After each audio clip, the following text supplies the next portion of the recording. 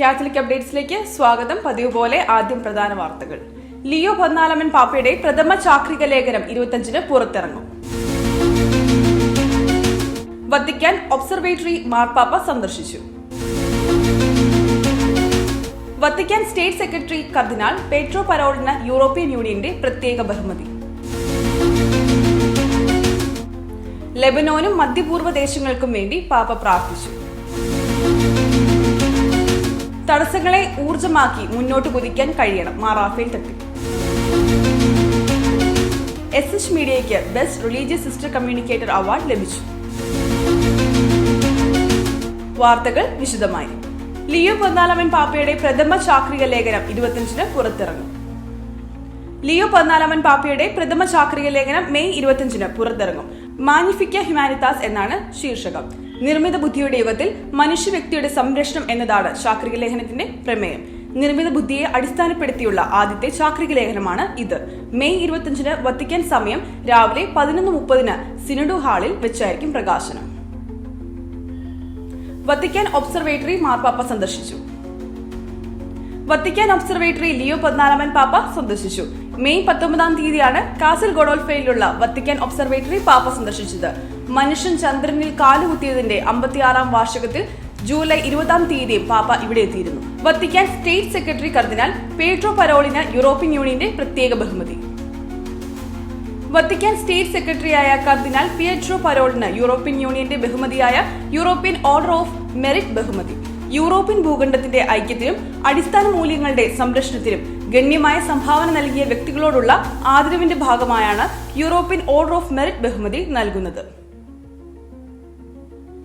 ലെബനോനും മധ്യപൂർവ്വ ദേശങ്ങൾക്കും വേണ്ടി പാപ്പ പ്രാർത്ഥിച്ചു. യുദ്ധങ്ങളും സംഘർഷങ്ങളും തുടർച്ചയായ ആക്രമണങ്ങളും മൂലം ബുദ്ധിമുട്ടുന്ന ലെബനോൺ ഉൾപ്പെടെ മധ്യപൂർവ്വ ദേശങ്ങളിലെ ആളുകൾക്ക് സമാധാനം ലഭ്യമാകാൻ വേണ്ടി മാർപ്പാപ്പ പ്രാർത്ഥിച്ചു. ലെബനൻ ആസ്ഥാനമായുള്ള സിലിഷ്യ ഓർത്തഡോക്സ് സിംഹാസനത്തിന്റെ അധ്യക്ഷൻ കാത്തോലിക്കോസ് പരിശുദ്ധ ആരാം പ്രഥമനും പങ്കെടുത്ത വത്തിക്കാനിലെ വിശുദ്ധ പത്രോസിന്റെ ചത്തുരത്തിൽ പൊതു കൂടിക്കാഴ്ച മധ്യയാണ് പരിശുദ്ധ പിതാവ് ലെബനോനു വേണ്ടി പ്രാർത്ഥിച്ചത്. ആക്രമണങ്ങളാലും യുദ്ധത്താലും പിച്ചു ചീന്തപ്പെടുന്ന ലെബനനും മധ്യപൂർവ്വ ദേശങ്ങൾക്കും വേണ്ടി പ്രാർത്ഥിച്ച പാപ്പ കാത്തോലിക്കോസ് പരിശുദ്ധ ആരാം പ്രഥമന്റെ സാന്നിധ്യത്തിനും നന്ദി പറഞ്ഞു. തടസ്സങ്ങളെ ഊർജ്ജമാക്കി മുന്നോട്ട് കുതിക്കാൻ കഴിയണം, റാഫേൽ തട്ടി. തടസ്സങ്ങളെ ഊർജ്ജമാക്കി മുന്നോട്ട് കുതിക്കാൻ കഴിയണമെന്ന് സീറോ മലബാർ സഭ major arch bishop Raphael Thattil. സാമൂഹ്യ പ്രതിബദ്ധത സഭയുടെ ഉത്തരവാദിത്തമാണ്. പള്ളിക്കുള്ളിൽ തുടങ്ങി പള്ളിക്കകത്ത് അവസാനിക്കേണ്ടതല്ല ക്രൈസ്തവ സമൂഹം. സ്വന്തം അൾത്താരയിൽ മുറിക്കപ്പെടുന്ന അപ്പം സ്വന്തം സഹോദരങ്ങൾക്കായി മുറിക്കപ്പെടുന്ന ജീവിതമായി പകർത്താൻ കഴിയണം. തങ്ങളുടെ ലാഭം സ്വർഗത്തിലെ ലാഭമാണ്, മാർ തട്ടിൽ പറഞ്ഞു. തൃശൂർ അതിരൂപത ദിനാഘോഷം ഉദ്ഘാടനം ചെയ്ത് സന്ദേശം നൽകുകയായിരുന്നു അദ്ദേഹം. SH മീഡിയയ്ക്ക് best religious sister communicator award ലഭിച്ചു. ചങ്ങനാശ്ശേരി അതിരൂപത മാക് TV സംഘടിപ്പിക്കുന്ന ലോക ആശയവിനിമയ ദിനാഘോഷമായ വേൾഡ് കമ്മ്യൂണിക്കേഷൻ ഡേ 2026-നോടനുബന്ധിച്ച് SH മീഡിയയ്ക്ക് best religious sister communicator award ലഭിച്ചു.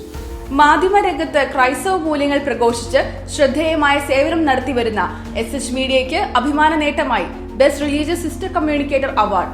മാക് TVയുടെ ആഭിമുഖ്യത്തിൽ ലോക ആശയവിനിമയ ദിനത്തോടനുബന്ധിച്ച് സംഘടിപ്പിച്ച ചടങ്ങിലാണ് പുരസ്കാര പ്രഖ്യാപനം നടന്നത്. 2026 മെയ് 17-ന് ചങ്ങനാശ്ശേരിയിലെ മീഡിയ വില്ലേജിൽ നടന്ന വേൾഡ് കമ്മ്യൂണിക്കേഷൻ ഡേ 2026 ആഘോഷത്തിൽ വിവിധ മാധ്യമ പ്രവർത്തകരും സാമൂഹിക ആത്മീയ മേഖലകളിലെ പ്രതിനിധികളും പങ്കെടുത്തു. വിശ്വാസം, പ്രത്യാശ, സ്നേഹം എന്നിവ സമൂഹത്തിലേക്ക് മാധ്യമങ്ങളിലൂടെ എത്തിക്കുന്നതിൽ SH മീഡിയ നടത്തിവരുന്ന സേവനങ്ങളെ മാനിച്ചാണ് ഈ പുരസ്കാരം നൽകിയത്.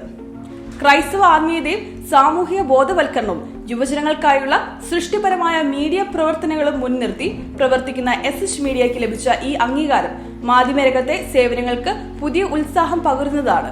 കാത്തലിക് അപ്ഡേറ്റ്സ് ഇവിടെ പൂർണ്ണമാകുന്നു. അടുത്ത ന്യൂസ് ബുള്ളറ്റിനുമായി ചൊവ്വാഴ്ച കണ്ടുമുട്ടാം. നന്ദി.